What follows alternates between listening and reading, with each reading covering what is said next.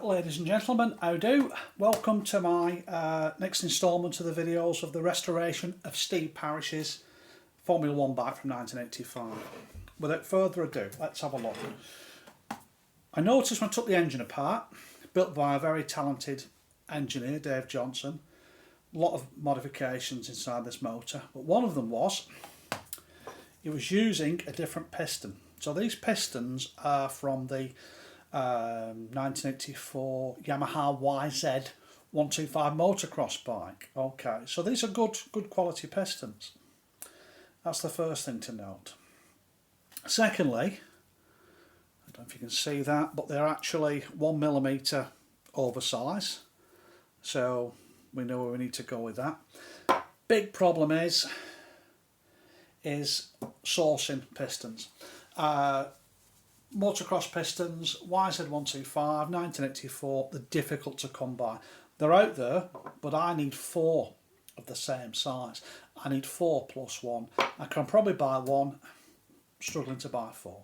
So I've looked around. I don't want to fit any of the current aftermarket pistons out there, because for me, some of them are dubious quality, especially the revs and the power this engine produces. So, you know, we've had a look around. So what I've come up with is Wassner, Woosner, Vossner.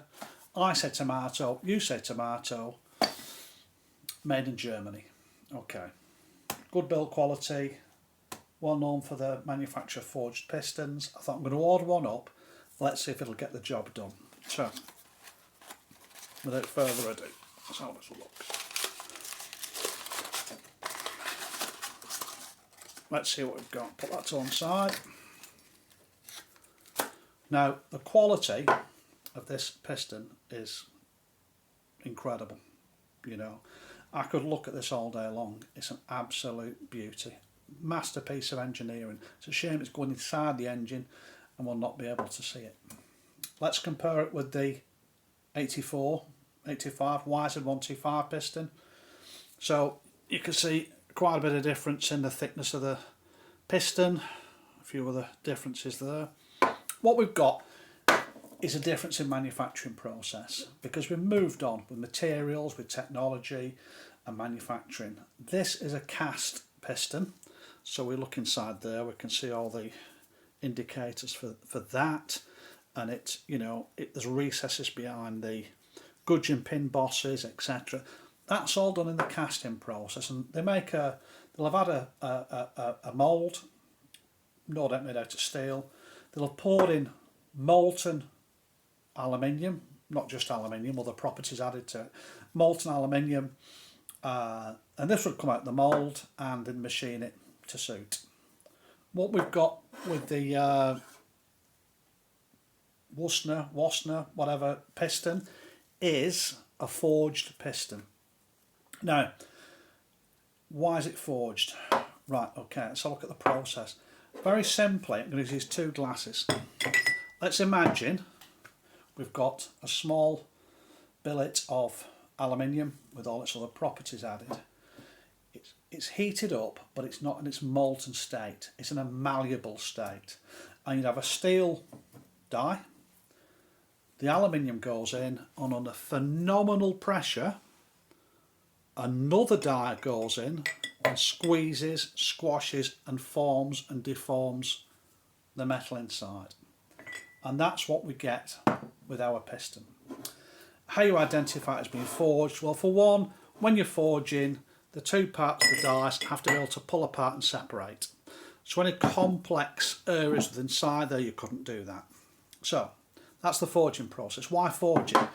It realigns the structure of the material. It makes it much stronger.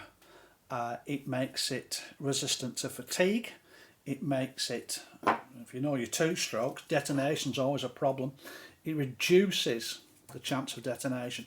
It won't stop it, and they can crack. You know, it is what it is, but it will reduce it. The material's so much stronger, the finished product. And we can tell it's forged by looking at the machined areas inside here. They don't have to machine that one. They've managed to cast that to the right shape. Yeah, so that's been forged, and a beautiful piece of kit. The size seems to be right for my bore size. I've got to go and just check that out, and we'll see if that's right. But I'm sure it's going to get the job done. It does mean we can move forward, get the get the engine that bit closer to running. Hopefully in the next 4 to 6 weeks, we'll see. I've stopped putting a time on things because they always tend to run over. But either way, that's what we've got. Superb looking piston. It's got a anti-friction coating, which obviously the other ones have had because it wasn't available at the time. So we've got that. Yeah, and all in all, a work of art. Right, ladies and gents, hope you enjoyed the video. Obviously much more to come with this. If you've liked it, press like. If you've not already subscribed, please subscribe. All this does is it lets me know that people would like to see more videos, and if they do, I'll create them, and if they don't, I won't. And that's where we leave it. Look, enjoy your day, be lucky, catch you later on.